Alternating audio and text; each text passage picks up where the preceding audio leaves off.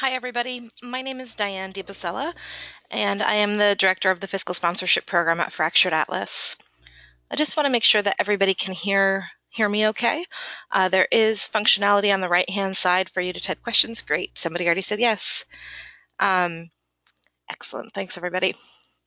So I am recording the webinar tonight. If you miss anything or you wanted to share anything with somebody else, I'll be happy to send you all a link to the recording afterwards. You should be able to see a slide that says government grants for fiscally sponsored projects on it. And hopefully that is visible. And I'm just going to jump right in.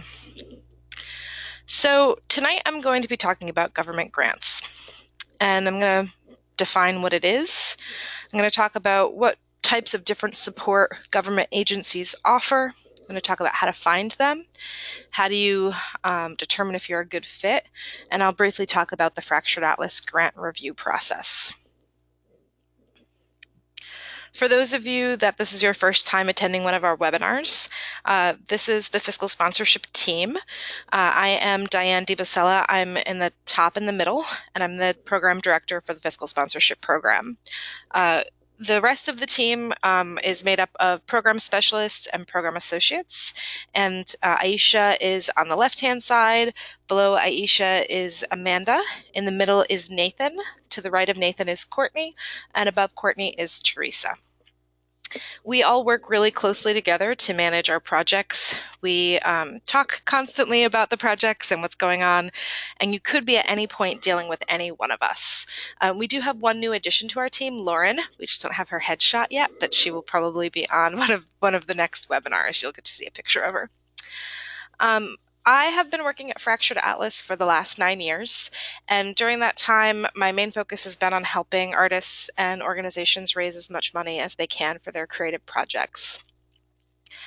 We have developed the webinar series to try to look at different areas of fundraising and examine ways in which to help you increase your donations and your grants. So the grants webinar tonight is focused on government grants. Oh, that's me. That's Amanda. Sorry, I didn't realize there was animations in it. That's Courtney, that's Aisha, that's Nathan, and the last one was Teresa. So to get started, I wanted to define what a government grant is.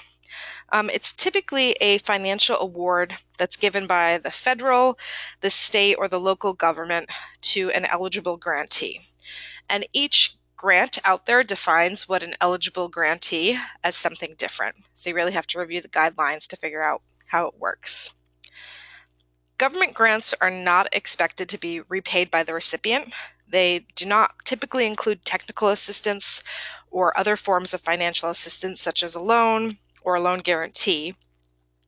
It's typically not an interest rate subsidy or any type of revenue sharing. There's typically a pretty lengthy application process to qualify and be approved for a government grant. And this is fairly standard for any type of government grant. You will most likely be dealing with more paperwork than you would if you went to a private foundation. Most recipients of government grants are required to provide some sort of periodic reports on their grant's project progress. And this also means that you might need to do it during the grant or at the end of the grant. We frequently see government grants that are awarded and that end up holding back some of the funds until the reporting has been completed. So maybe they'll give you 75% of the funds, and then a year later they'll give you the last 25% after you report back to them. So that's just something to keep in mind if you are awarded a government grant, that you're going to need to have a good way to track your impact and sort of results. And they'll typically tell you upfront what exactly they're looking for. I know I just said that it's typically a lengthy process. I also just want to mention that while it is a lengthy process, usually the odds are much better than when applying to a foundation. So there's a lot of government grants out there that they fund 50% of the applicants that apply, whereas foundations often have a much smaller pool of funds that they're giving to a much smaller percentage of people. So it's something to think about when you're thinking about where you're going to be spending your time on fundraising. The federal government provides grants for a wide range of projects and businesses that serve public groups. There are over 26 federal agencies that administer more than 1,000 grant programs annually to provide funding for the arts, for educational institutions, for agriculture projects, and more. This is just a list of the federal agencies that are out there. The ones that most typically give to the arts are the National Endowment for the Arts and the National Endowment for the Humanities. And you can find this list on grants.gov. Then there are the state agencies. There are, within all 50 states and the 6 U.S. jurisdictions, they all have state art agencies. And these state art agencies help to increase public's access to the arts and work to ensure that every community in America gets to enjoy cultural, civic, economic, and educational benefits of a thriving arts sector. They do this by providing a variety of different programs and services. So they do things like provide grants for individual artists, for arts institutions. They give money to community groups and schools. Sometimes they offer training and information that helps to strengthen the management and skills of artists and arts organizations. They also do things where they try to conduct research that helps to document the impact of the arts, and they try to recognize and promote artistic achievement. So state art agencies are doing a lot of things, although, in this respect, what we're really looking for within them is their funding. And I'm going to share a little bit more in a few more slides on how you can actually find them.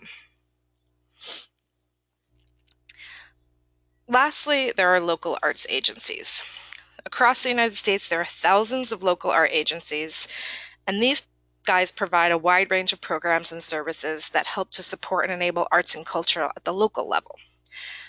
They're often intermediaries that are serving individual artists and arts organizations. They serve local residents, they serve tourists and visitors, and they're typically trying to enhance the quality of life in their communities by working to increase public access to the arts. They might be an arts or a business council or a division of cultural affairs. And you'll typically need to be pretty creative about searching for these, as there is no one directory that exists to search for them. So I just pulled a small selection of some that are around the country in different cities. But as you can see, sometimes they are a cultural programs office in a particular city, a division of cultural affairs in a particular city. They might be an alliance within a specific geographic range. Sometimes they are across state lines. Sometimes they are specific to a borough or a town.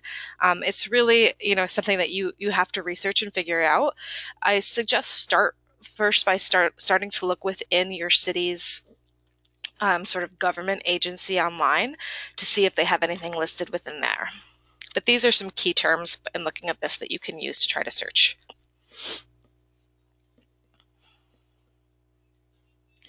So I wanted to talk about why you should be focusing on government support. In a study that was conducted back in 2011,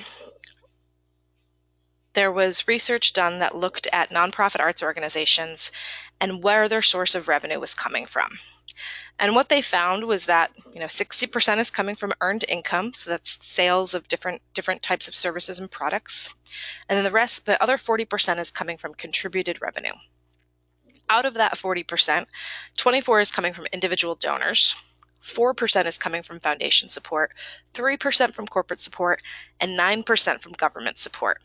So this is important for you to take into consideration when you're thinking about how you're going to spend your time fundraising. If there is a percentage of your budget, around 9 or 10%, that you are hoping will come from government support, obviously that is much greater than foundation support. So using your time to actually focus on some of those applications that might seem somewhat daunting could help to return greater results in the long term. So that's why I'd like to show this slide. And you can also see breaking out within the government, sort of 9%, that typically local government is one of the best places, then federal, then state.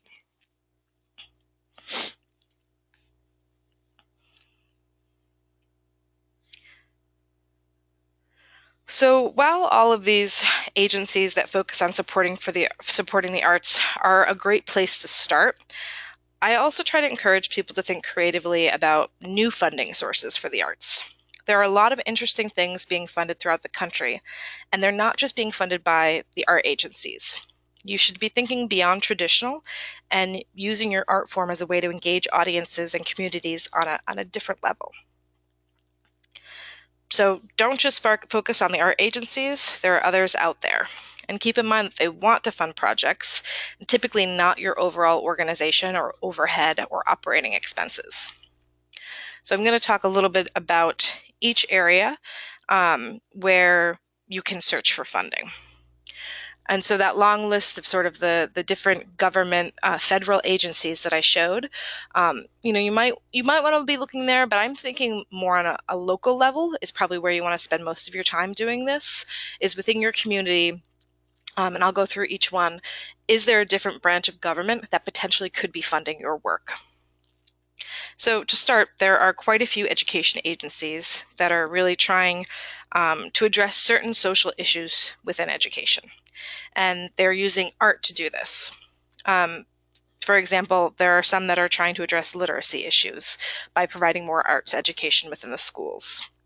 Often small amounts of money come from the education department in your state to fund projects that are dedicated to initiatives like this. And you can find out more about arts education opportunities by checking out a few resources. There's a list of state education agencies on Wikipedia and ed.gov.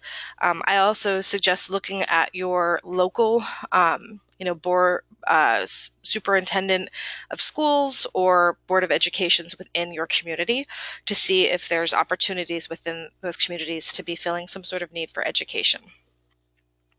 There's also the Kennedy Center Alliance of Arts Education, which is a coalition of statewide not-for-profit alliances for arts education, and they work in partnership with the Kennedy Center to support different policies, practices, and partnerships that ensure that the arts are an essential part of kindergarten through 12th grade. These partners include places like the National Dance Education Organization, which is an organization that provides professional development, networking forums, journals, research and advocacy, and tools for teachers and administrators, specifically in the field of dance arts education. There's another one that's called the National Association for Music Education, which is one of the world's largest arts education organizations that addresses all aspects of music education. So there's resources out there that can help, if within your field, within your discipline, direct you towards educational places where grants are being made specifically to support arts and education. And lastly, Americans for the Arts produced something called the Arts Education Field Guide, which is a guide that you can download for free, and it can help you find connections and partnerships to strengthen the arts education community in your area. It has two parts. There's a summary brochure that will kind of just lay out who the key players are and decision makers, and it'll help you to understand sort of the relationships between stakeholders in the arts education field. And you can download the complete 48-page reference guide, and there'll be detailed information about each stakeholder within there. It gives you a pretty good understanding of different people's motivations and connections within arts education, and can help you to figure out how that sort of fits into where you are. There's also a number of environmental agencies throughout the United States that are supporting different things within your community. Keep in mind that there's federal, there's state, and there's local agencies. So you need to be thinking about, are there local partnerships with businesses or state agencies that work together to actually accomplish specific initiatives? How can you get involved and create programming that will promote conversation and discussion around environmental issues? So there's an example of an organization in Kentucky, in Lexington, Kentucky, called Lex Arts. and they are the cultural development advocacy and fundraising organization in the Lexington community. And what happened was the Department of Environmental Quality and Public Works budgeted funds to establish what they called the Eco Art Grant Program that was specifically for nonprofits, public and private schools, and individual artists. And they created this to encourage environmental art projects that help to educate the local citizens in a creative way about different environmental issues and responsibility. The program really aims to generate increased awareness of environmental issues that's unique to the Lexington community. And they're all about promoting a healthy and sustainable quality of life. So the Lex Arts is actually administering these awards that are coming from the Department of Environmental Quality and Public Works. So you should be looking for things like that. Are there opportunities where some aspect of your work could be furthering a message that the community is actually trying to fund and trying to get people engaged in? Is there some type of intersection within your work that focuses on the environment? Obviously, agencies are going to be interested in projects. Environmental agencies specifically are going to be interested in projects that use art, science, education, and community to have some sort of positive impact and to engage people around them. So economic development is something that a lot of people, when they're thinking about government grants, they don't necessarily think of this as a place to begin searching. What this generally refers to is the sustained actions and concentrated actions of policymakers and communities in order to promote the standard of living and economic health of a specific area. So, pretty much this is if you're trying to make the case to some sort of economic development corporation that they should be funding you, you need to be able to prove through your work that you're creating jobs and increasing the economy. Now, what does that mean? If you are a theater company and you are producing theater within a specific neighborhood that has restaurants within it, that is even something that you can make the case that every time you have a show that you are increasing the economy within your community because people are probably going to be going out to dinner before your show. So is there initiatives within your economic development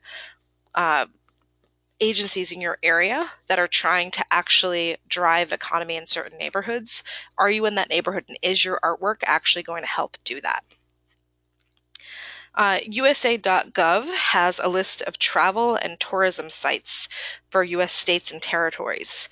And you have to keep in mind that there's a lot of tourism within the United States, and these the government tourism sites are trying to think of different ways to engage the tourist industry and to get them coming back. So, the arts is one of the most vibrant ways for them to do that, and there are opportunities to get funding from some of these tourism agencies.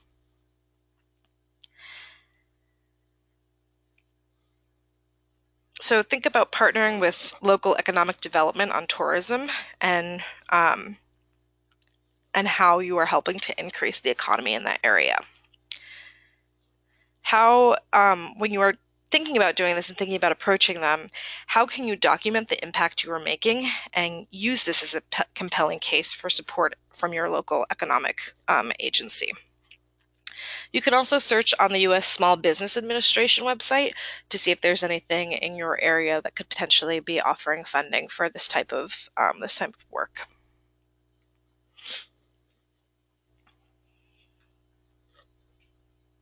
So I wanted to talk about the Justice and Corrections Departments. There are tons of different places in the United States where people are, in prison for different reasons, for rehabilitation. And there has been a lot of studies recently looking at the redemptive power of art for people that are finding their way back into society. There's definitely conflicts around this, and a lot of people being critical of government money going towards helping prisoners through art. But it's mainly because people don't want there to be a perception that prisoners are having fun, even though the proof is out there that art can assist in rehabilitation. There was a former Missouri director of corrections who wrote this about prison theater. He said that it teaches offenders that there is something bigger than their individual wants and needs. It reminds them that they are part of a community that requires them to be responsible and accountable for their behavior and acts. It is teaching the lessons of life to those who have failed those lessons in the past. So there are a lot of populations within the justice and correction systems that are looking for people to help provide this type of programming and to engage with at-risk communities. So you don't necessarily even have to be within the prison system, but just looking at at-risk communities, seeing what type of government support there is for it, and seeing if that's something that you wanted to get involved in. There are a lot of examples of different companies doing stuff like this. So the Vermont Community Foundation funded a tour of state prisons by a local orchestra. It's pretty easy to have low-cost, hands-on after-school art programs that can transform the lives of some of the most at-risk and economically disadvantaged youth. And I will say that, there's something to be said also for having that kind of meaningful presence in your community, and trying to make that kind of change.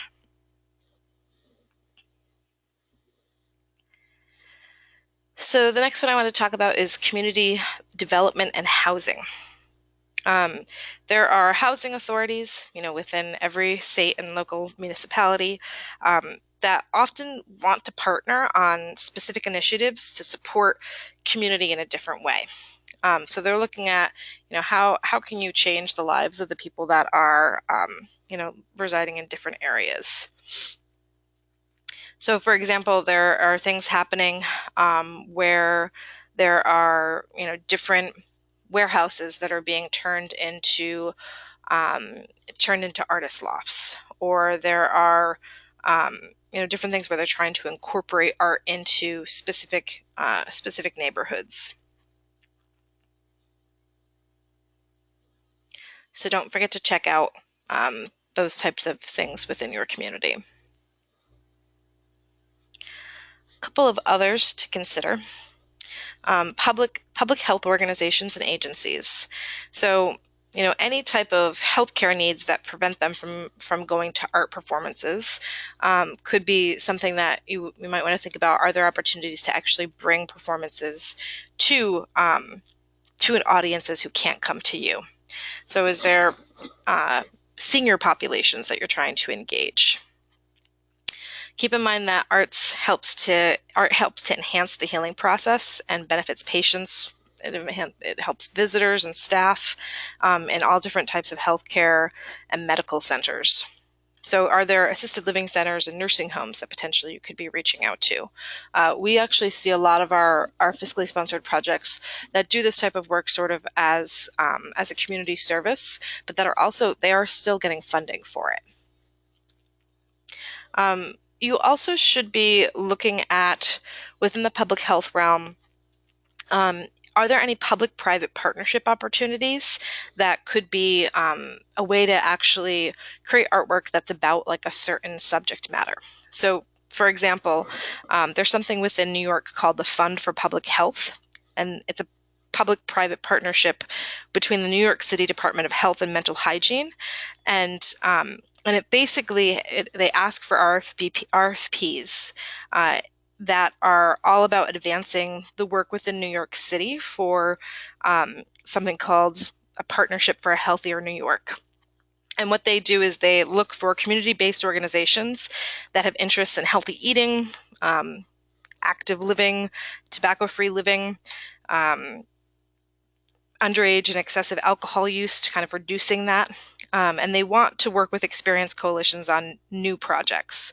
So as part of the city's efforts that are funded by a community transformation grant from the Centers for Disease Control and Prevention, the partnership seeks to fund work within each borough to further the progress in creating a healthier city. So this is things like, if you ever ride the New York City subway system, you might see some of the public art that's on the New York City subway system that addresses some of these different topics. And there's funding out there for it. You can submit RFPs to actually win a bid and actually get to produce that type of content that's going to be seen by millions of people across New York City. Also, think about looking to your parks and recreation departments. This is huge. We see a lot of funding coming from local parks and recreation departments to put on different in-person community performances. So, that sort of general theater and music and art in the park. It's a way to potentially engage an audience that maybe you wouldn't think of as your normal audience. And also like bring something to the community that maybe they didn't know existed.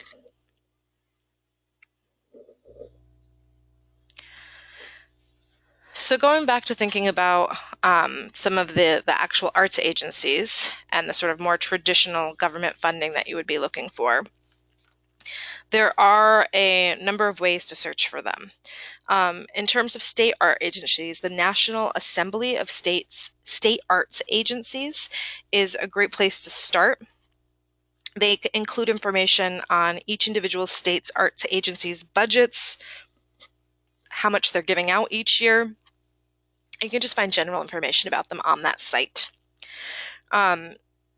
There is also information about U.S. regional arts organizations, such as Arts Midwest, the Mid-American Arts Alliance, the Mid-Atlantic Arts Foundation, the New England Foundation for the Arts, South Arts, West Staff. These are all agencies that are funding specific regions within the United States, not just by state. So don't forget to include them in your search when you are looking for these types of grants. And I did mention grants.gov earlier. Grants.gov is focused on federal grants, and you can go there to search about the different federal agencies. I will say that federal grants tend to be much more involved than state or local grant applications. They often have very specific restrictions on who can apply and how you can apply. So if this is something that you are considering applying to, please make sure, and you're fiscally sponsored by Fractured Atlas, please make sure to discuss it with us at an early point, because there are occasionally hurdles that prevent somebody from being eligible to actually apply. So for example, the National Endowment for the Arts does not fund fiscally sponsored projects. They did for a number of years, and in 2006 they stopped doing so due to basically cuts in their budget and having concerns over how the money was being handled by the projects that they were supporting. So they ceased doing that. The National Endowment for the Humanities does grant to fiscally sponsored projects, and Fractured Atlas has helped a number of our projects receive funding through the National Endowment for the Humanities. Keep in mind that the National Endowment for the Humanities, the application process is fairly intense, and as is their reporting requirements. So if you receive a $300,000 grant from the National Endowment for the Humanities, every single time you want to spend $1, they're going to require you to do a complete reporting and accounting for every single dollar that you spend before they give it to you. So it's not the easiest process to get the money, but if you were awarded it, could be a lot of dollars coming to you. So before you start thinking about applying to some of these grants, I do want to mention that information about state and local government grants is not super easy to come by. It differs by state and even municipality. So your best bet is to check directly with the sort of local government officials. You could look at your congressional offices for more specific information. Check out your local or state Department of Health. Look at your Jobs and Family Services Board, if there's a Human Services Department, any sort of Department of Development, Small Business Development, Department of Education, Department of Transportation, if you have a county commissioner's office, or any city councils. So feel free to reach out to any of those and be asking them, do they have grant funds available, and how do you find out more information about it? When you're applying for government grants, remember that federal funders prefer projects that can serve as prototypes or models for other organizations. So does your project show promise as a program that can be repeated, that can be offered over and over again? Local government funders often want to see strong evidence of community support for your work. So how can you demonstrate that community support? How are you going to make the case that there is a certain amount of backing coming from your community? Keep in mind that government grants are awarded primarily to state agencies and qualified nonprofit organizations and not individuals. So specifically within the federal and state level, these are always awarded to organizations. That means you can potentially get it through a fiscal sponsor, but you do have to read the guidelines carefully. If you are an individual artist, that may disqualify you from actually being eligible. Local funding sources tend to be much more likely to give to individual artists or to have programs where they require a fiscal sponsor, but they will allow the fiscal sponsor to give the money to an individual artist. Make sure that when you are, looking at all of these government grants, that you're noting all of the details, such as the guidelines, the deadlines, the contact information, what the review process is, what grants have been given in the past. These grants can be incredibly time intensive to put together, and you should definitely know ahead of time what you're getting into. And lastly, be sure your organization can fulfill the often strict reporting requirements that come along with a government grant. So make sure if you receive a government grant, congratulations, but make sure you are carefully reading the contract that you have with them in order to understand what you're going to have to report back to them. Because the sooner you start tracking that information, the easier it's going to be when reporting time comes. One thing I will note about government grants that can be a fairly powerful thing for a lot of organizations and a lot of projects is that once you are awarded a government grant, it is often the case that you will receive that funding multiple times. So unless they have restrictions on applying on back-to-back years, you can often apply again the next year. In some cases, you will receive more funding the next year. They like to see that you are coming back to them each year and showing what the impact was over the course of that year. And they like to see those kinds of results so they can actually, feed that back into their own government reports that they have to keep track of everything and what the impact is on the dollars that they give. If you are somebody who receives funding one year and they have a policy against applying the next year, wait that year and then apply the following year. I always encourage people that once you get a grant, you should continually be applying for it unless there's restrictions against doing so. Funders become familiar with work that they've already experienced. They like supporting things multiple times because they're able to determine if the work actually was effective or not by having that kind of relationship with you.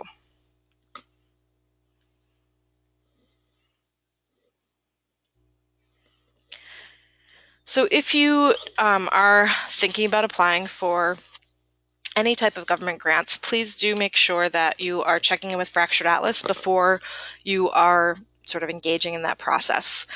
For anybody on the phone right now who is involved in the application for the New York State Council on the Arts, you know what I'm talking about. There is quite a bit of information required in the application, and it requires quite a bit of back and forth with our staff, since our staff actually has to input all of the information into the online application. We typically need at least 10 business days before a proposal is due to review it and help submit it. If it is an online government grant application, give us even more notice than that, because we're going to need to be able to determine if we have to submit it on your behalf and what kind of information we need from you in order to do that. We don't need to see any of your support materials. The main things that we need are the narrative, the budget, and any sort of questions that the funder is asking in terms of information about your project. We don't need work samples, and we typically don't need to see letters of recommendation or anything like that.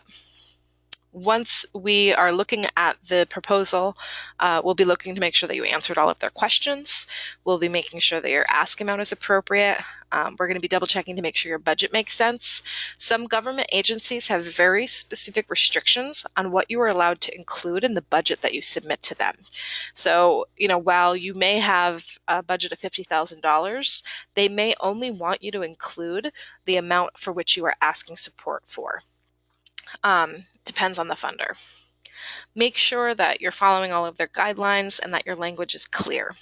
There are a lot of requirements from government agencies that sometimes it can be unclear when you're reading their guidelines whether or not you're actually eligible to apply. So please do feel free to give us a call if you come up against something like that. We're happy to look at it for you to make sure that before you actually spend time on putting the proposal together, that you are in fact eligible to get the funding. A couple of book recommendations for when you are writing grants. The only grant writing book you'll ever need is a great place to start. The Foundation Center's Guide to Proposal Writing is a great resource for sort of like general information about applying for grants. The Budget Building Book for Nonprofits is a great book that actually takes you through the steps of building a budget. So, you're building your budget as you're reading the book. And the Artist's Guide to Grant Writing is really accessible and has a ton of great information in it. I will be sending a recording of this presentation, so there's no need to request a copy of the PDF. But I will stay on the line to answer any questions that come up. But thank you all for calling into the webinar this evening.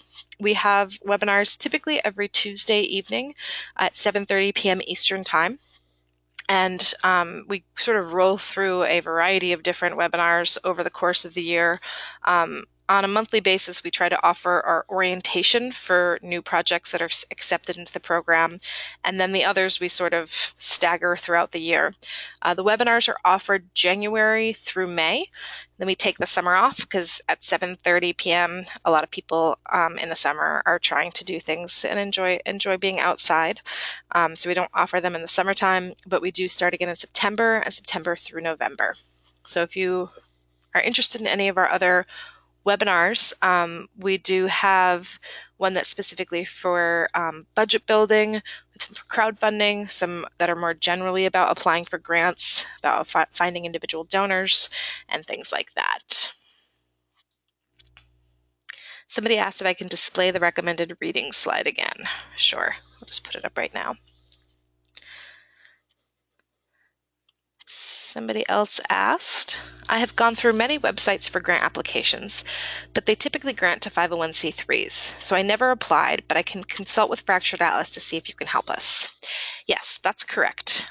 Most government agencies and foundations on their website will state that they only grant to 501c3 organizations. Whether or not that means that they will grant to a fiscally sponsored project is not always displayed on their website. So check in with us. In our 16 years of operating the fiscal sponsorship program, we have a lot of records and information about a lot of funders out there. So we can look in our history to see if we've already reached out to them to talk to them about this, or if we know that they do in fact support fiscally sponsored projects. There are cases on their websites where they will specifically state no fiscally sponsored projects, in which case, that sometimes there is a policy within the government about who they're allowed to give the money to, and that regranting through a fiscal sponsor is not allowed. So it depends on the funder. I will also mention that if you are applying to a state agency in a state other than New York, there can be issues related to Fractured Atlas acting as the fiscal sponsor for state-funded grants that are outside of New York, because Fractured Atlas is incorporated in the state of New York. And so sometimes there are restrictions.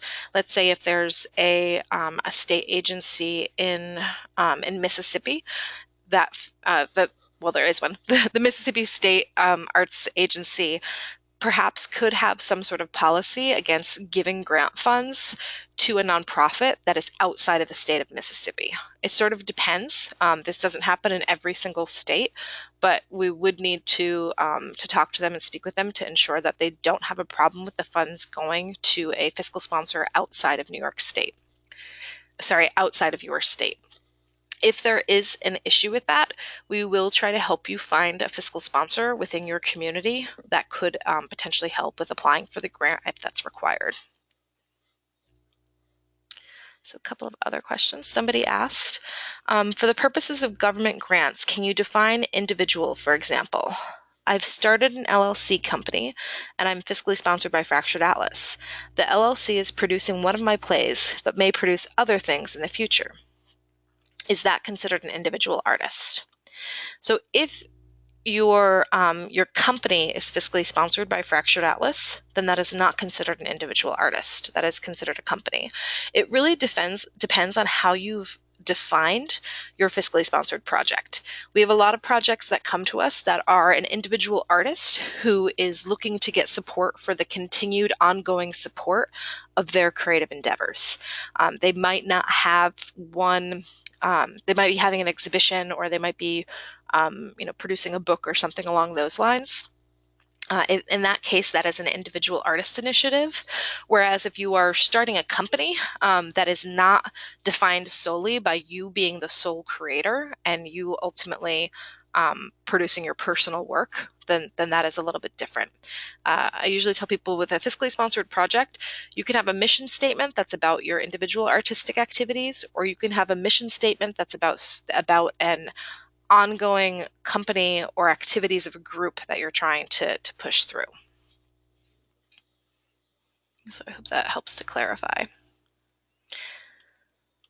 Somebody asked if I recommend contacting foundations that are looking for sponsorship if they don't have a specific granting application process listed. So in terms of foundations, foundations are a whole nother thing.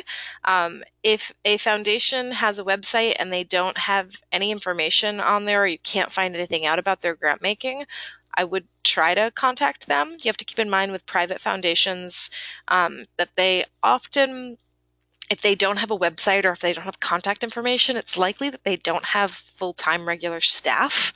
So your best bet if you're looking for foundation support and you're trying to figure out if they have a specific granting application process and you can't find anything online about them, is to look at their 990, which is their tax filing. 990s are available through a website that I'm through GuideStar.